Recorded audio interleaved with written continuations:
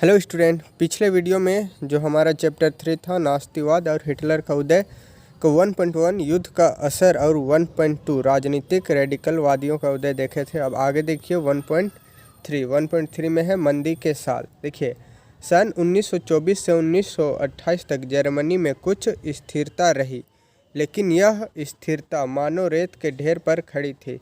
German निवेश और औद्योगिक गतिविधियों में सुधार मुख्यतः अमेरिका से लिए गए अल्पकालिक कर्जों पर आश्रित था। जब 1929 में वॉल स्ट्रीट एक्सचेंज, ये वॉल स्ट्रीट एक्सचेंज है मतलब शेयर बाजार, धाराशाही हो गया तो जर्मनी को मिल रही यह मदद भी रातों रात बंद हो गई। कीमतों में गिरावट की आशंका को देखते हुए लोग धड़ाधड़ अपने शेयर बेचने लगे। 24 अक्टूबर को केवल एक दिन में 1.3 करोड़ शेयर बेच दिए गए। यह आर्थिक महामंदी की शुरुआत थी। फिर देखिए 1929 से 1932 तक के अगले 3 सालों में अमेरिका की राष्ट्रीय आय केवल आधी रह गई। तो हुआ कुछ ऐसा कि 1929 और 1932 का जो साल था, मतलब अभी जर्मन में कुछ स्थिरता रही, मतलब लोग उतने विद्रोही नहीं थे और लोगों थोड़ा जी रहे थे शांतिपूर्वक। ऐसा इसलिए हो पाया क्योंकि अमेरिका जो था उसको अल्पकालिक कर्ज दिया था, मतलब ले लो मेरे से कर्ज लेकिन 2 दिन बाद लौटा देना। परंतु यह ज़्यादा दिन तक टिका नहीं। वहाँ पर वॉल स्ट्रीट एक्सचेंज जो शेयर बाजार था वह धाराशाही हो गया, मतलब वह लगभग गिरने की कगार पर था। तो जितने भी लोग थे जिन्होंने शेयर खरीदा था, वे अगर कीमत गिर रहा है तो शेयर का दाम भी घटता ही जाता है, तो शेयर को बेचने लगे। केवल एक दिन में 1.3 करोड़ जो शेयर था वो बेचा जा चुका था। तो इन जो 3 साल में अमेरिका का जो राष्ट्रीय आय था वह केवल आधा रह गया था, मतलब जितना था उसका आधा हो गया था। फिर देखिए आगे, जो वहाँ की फैक्ट्रियाँ थी वो बंद हो गई थी, निर्यात गिरता जा रहा था, किसानों की हालत ख़राब थी और सट्टेबाज बाजार से पैसा खींचते जा रहे थे। अमेरिकी अर्थव्यवस्था में आई इस मंदी का असर दुनिया भर में महसूस किया गया। इस मंदी का सबसे बुरा प्रभाव जर्मन अर्थव्यवस्था पर पड़ा। 1932 में जर्मन का औद्योगिक उत्पादन 1929 के मुकाबले केवल 40% रह गया। मजदूर या तो बेरोजगार होते जा रहे थे या उनके वेतन काफ़ी गिर चुके थे। मतलब जो था वहाँ की फैक्ट्रियाँ थी जर्मन का, वह बंद होने लगा था, जो निर्यात था वह भी गिरने लगा था, और साथ ही साथ फसल अच्छे से हो नहीं रहे थे, किसान का हालत बहुत ही ख़राब था। तो जो अमेरिका का अर्थव्यवस्था जो आधा हुआ उसका पूरा विश्व में व्यापक असर देखने को मिला, परंतु सबसे ज़्यादा असर जो हुआ वह जर्मन पर देखने को मिला। होता ऐसा है कि जब आप किसी से, मतलब आपने किसी को कर्ज दिया है और आपकी हालत खुद ख़राब है तो आप उससे मांगेंगे, परंतु ये अगर जिससे मांग रहे हैं उसका हालत खुद ख़राब है, उसके खुद दाने दाने के लिए वो मोहताज हो रहा है, तो अगर वो आपको दे रहा है जो आप उसको कर्ज दिए हैं, तो उसका स्थिति तो और ख़राब हो जाएगी। तो ठीक जर्मनी के साथ भी ऐसा ही हुआ। उसकी अर्थव्यवस्था इतने बुरे तरीके से इसका असर पड़ा कि वह लगभग उसकी जो अर्थव्यवस्था थी वह लंगड़ा हो गई। अब देखिए उत्पादन जो था, अर्थव्यवस्था के लंगड़ा होने के बाद वहाँ का उत्पादन 1929 में जितना भी उत्पादन हुआ था उसका 40% कम हो गया। मतलब 1929 में अगर वो 100 रुपया कमाया था तो 1932 में मात्र वह 60 रुपया कमाएगा। लगभग 40% जो था उत्पादन में गिरावट आई। फिर आगे देखिए मजदूर या तो बेरोजगार होते जा रहे थे या उनके वेतन गिर चुके थे। बेरोजगारों की संख्या 60 लाख तक जा पहुंची। जर्मनी की सड़कों पर ऐसे लोग बड़ी तादाद में दिखाई देने लगे जो मैं कोई भी काम करने को तैयार हूँ लिखी तख्ती गले में लटकाए रहते थे। बेरोजगार नौजवान या तो ताश खेलने पाए जाते थे या नुक्कड़ों पर झुंड लगाए रहते थे या फिर रोजगार दफ्तरों के बाहर लंबी लंबी कतार में खड़े पाए जाते थे। तो ऐसा हो रहा था उस समय। जो मजदूर थे, फैक्ट्रियाँ बंद होने लगी तो वे लोग बेरोजगार होने लगे। साथ ही साथ उनका जो वेतन, देखिए फैक्ट्री बंद हो गया तो फैक्ट्री का मालिक कहाँ से पैसा कमाएगा और लोग को वेतन देगा, तो वेतन धीरे धीरे कम करने लगा और जो बेरोजगार की संख्या थी उस समय लगभग 60 लाख जा पहुंची। वहाँ पर जो भी काम करते थे वे लोग जब बेरोजगार हो गए तो वे लोग गड़ी या नुक्कड़ों में अपने गले में ये लिख दिया करते थे कि मैं कुछ भी काम करने के लिए तैयार हूँ, बस मुझे काम दो। अपना गले में ये बोर्ड लटकाए रहते थे और खड़े रहते थे। आज भी आप देखेंगे जितने भी गली होते हैं उसमें जो मज़दूर लोग हैं वे लोग आते हैं और जिनको भी काम कराना होता है वे उनको वहाँ से काम के लिए ले जाते थे। तो उस समय भी ठीक वैसे ही लोग गली नुक्कड़ों में आते थे, अपने गले में बोर्ड लटकाते थे, मैं काम करना चाहता हूँ, मुझे काम दो, इस प्रकार से मैं कोई भी काम कर लूँगा। तो बहुत ही बुरा हालत था जो उस समय के नौजवान थे वे कुछ हासिल करने के लिए ताश खेलते थे, इस आशा में कि अगर ताश में जीत जाएंगे तो कुछ तो कमाई होगी, खाली बैठे रहने से क्या होने वाला है।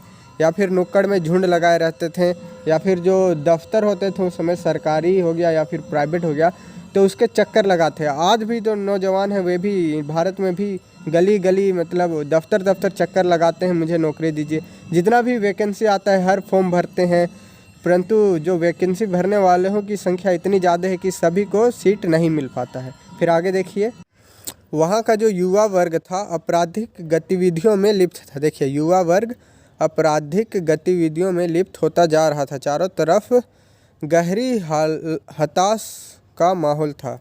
मतलब ऐसा होता है जब युवा को रोज़गार नहीं मिलता है, गुंडा लोग कैसे पनपते हैं। जब उन लोगों को रोज़गार नहीं मिलता है तो खाने के लाले हो जाते हैं। तो कोई उन लोगों को बोल देता है जाओ उसको मार दो, हम 1 लाख देंगे, तो वो जाके मारेगा ही ना। अगर उसी के जगह उसको काम मिलेगा तो वह क्यों गुंडा बनेगा। तो ठीक उसी प्रकार वहाँ के जो लोग थे वे अब आपराधिक गतिविधियों में लिप्त होते जा रहे थे। मतलब लूटपाट करना, चोरी करना, किसी को मार देना, उसके बाद उसका सामान छीन लेना। तो एकदम वहाँ का जो हालत था उस समय एकदम हताशा थी, एकदम निराशा थी, लोग घुट घुट के जी रहे थे। फिर आगे देखिए, आर्थिक संकट ने लोगों में गहरी बेचैनी और डर पैदा कर दिया था। जैसे जैसे मुद्रा का अवमूल्यन होता जा रहा था, मध्य वर्ग खास तौर से वेतनभोगी कर्मचारी और पेंशनधारियों की बचत भी सिकुड़ती जा रही थी। कारोबार ठप हो जाने से छोटे मोटे व्यवसायी, स्वरोजगार में लगे लोग और खुदरा व्यापारियों की हालत भी खराब होती जा रही थी। समाज के इन तबकों को सर्वहाराकरण का भय सता रहा था। उन्हें डर था कि अगर यही ढर्रा रहा तो वे भी एक दिन मजदूर बनकर रह जाएंगे, या हो सकता है उनके पास कल कोई रोजगार ही ना हो। तो देखिए, जो वहाँ का आर्थिक संकट था वह लोगों में एक भय पैदा कर दिया था। जैसे अभी कोरोना लोगों में एक भय पैदा कर दिया है, एक तो भय पैदा कर दिया है, ऊपर से आर्थिक संकट भी ले आया है कोरोना। जो जर्मनी था वहाँ का जो मुद्रा था उसका अवमूल्यन हो रहा था। अवमूल्यन मतलब उसकी जो कीमत थी वो लगातार घटती जा रही थी। जैसे अभी $1 बराबर लगभग 80 से 70 डॉलर आसपास होता है, इन्हीं के बीच में 75 से 80 के बीच में। तो उस समय जो वहाँ का मुद्रा था, अगर $1 की बात करेंगे तो लगभग 200-300 जितना भी वहाँ जर्मनी का मुद्रा था उतना के बराबर। मतलब लगातार जो मुद्रा का दाम था वहाँ का वो गिरता जा रहा था। जो मध्य वर्ग के लोग थे या फिर जो वेतनभोगी लोग थे या फिर जो भी कर्मचारी या पेंशनधारी लोग थे, उनका जो भी बचत था वो सिकुड़ता जा रहा था। क्योंकि जब उनका जो अवमूल्यन हो रहा था मूल्य का, तो वस्तुओं का दाम बढ़ रहा था। मतलब ऐसा होता है जैसे आप कोई अमेरिका में सामान लीजिएगा तो वो अगर अमेरिका में $1 लग रहा है सामान का, तो वही सामान अगर यहाँ लीजिएगा तो उसका लगेगा ₹75। तो ठीक उसी प्रकार वहाँ हो रहा था। अगर किसी सामान को लेना है, अगर कोई दूसरे देश से ले रहा है तो ₹75, अगर $1 में ले रहा है तो वही यहाँ आके उसको ₹200 चुकाना पड़ेगा उसके लिए।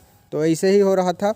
फिर उसके बाद जो छोटे मोटे व्यापारी थे, खुदरा व्यापारी लोग थे, इन लोगों को यह डर था कि सर्वहाराकरण मतलब धीरे धीरे लॉस होते जाना और एकदम दयनीय स्थिति में आर्थिक स्थिति पूरा ख़त्म हो जाना और मजदूर बनकर रह जाना। मतलब वे लोग अभी ठाठ से जी रहे थे, इससे पहले ठाठ से जी रहे थे, पूरा बैठ के ऑफिस में काम करवा रहे थे, आराम से कमा रहे थे। परंतु जब आर्थिक संकट आने लगा तो उन लोगों को भय होने लगा कि कहीं मैं भी मजदूर ना बन जाऊं। फिर देखिए आगे, उनके पास कोई रोजगार ही ना रह जाए। जब सिर्फ संगठित मजदूर ही थे जिनकी हिम्मत टूटी नहीं थी, लेकिन बेरोजगारों की बढ़ती फौज उनकी मोल भाव क्षमता को भी चोट पहुंचा रही थी। बड़े व्यवसाय संकट में थे। किसानों का एक बहुत बड़ा वर्ग कृषि उत्पादनों की कीमतों में बेहिसाब गिरावट की वजह से परेशान था। युवाओं को अपना भविष्य अंधकार में दिखाई दे रहा था और अपने बच्चों का पेट भर पाने में असफल औरतें के दिल भी डूब रहे थे। तो उस समय जो थे सब डर का माहौल था, लेकिन जो मज़दूर थे वे लोग काफ़ी हिम्मतदार होते हैं, बहुत ज़्यादा मेहनत करते हैं, तो उनका जो मानसिक स्थिति और दिल होता है वह ज़्यादा ही मजबूत होता है, क्योंकि वो पहले से ही दिन भर मेहनत करके कमा रहे होते हैं। तो अब भी उनके लिए तो वही हालत है, अब भी दिन भर मेहनत करके ही कमाएंगे, बस फ़र्क इतना है कि थोड़ा सा ज़्यादा मेहनत करना पड़ रहा है। तो जो उनका हिम्मत था वह उतना टूटा नहीं जितना कि अन्य का टूटा, जो बैठ बैठ के दूसरों से काम करवा के कमा रहे थे। लेकिन जो बेरोजगार थी उनका फौज तो जो था वो लगातार बढ़ता जा रहा था, क्योंकि काम किसी को मिल नहीं रहा था।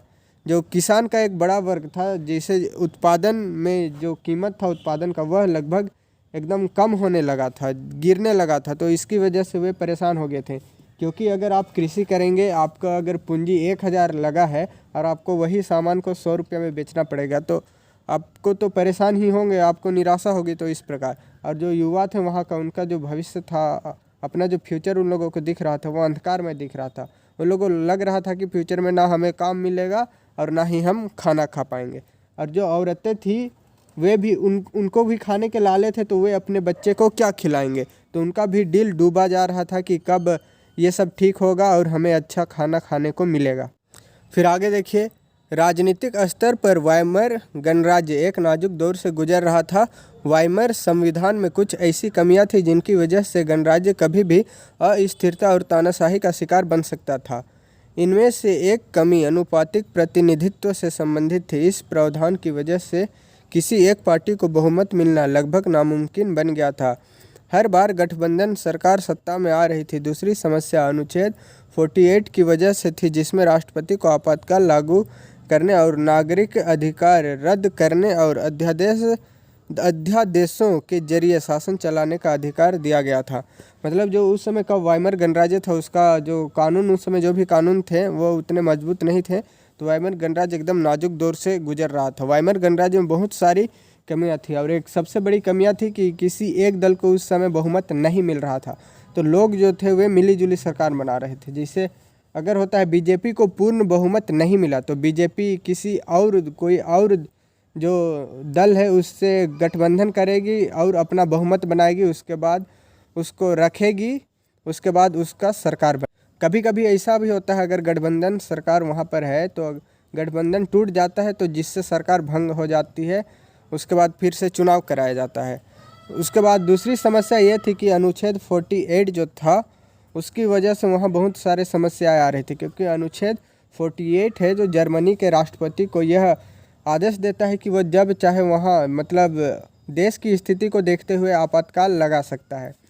और यहीं जर्मनी से जो है वहीं से हमारे संविधान में जो राष्ट्रपति को आपातकाल लागू करने की शक्तियाँ हैं वो प्रदान की गई है। जैसे कि पिछले वीडियो में मैंने बताया था कि जो वहाँ पर नागरिक के अधिकार हैं, जैसे कि भारत में होता है स्वतंत्र है, कहीं भी घूम सकते हैं, फिर सकते हैं, बोल सकते हैं, तो जब आपातकाल होता है तो इन सब अधिकारों को छीन लिया जाता है। तो वहाँ पर भी नागरिक के अधिकार छीन लिए गए थे। जैसे अभी कोरोना में हम लोग को घर से बाहर नहीं निकलना है, कर्फ्यू है, और घर से बाहर निकले तो पुलिस दे लाठी मारेगी, ठीक उसी प्रकार वहाँ भी।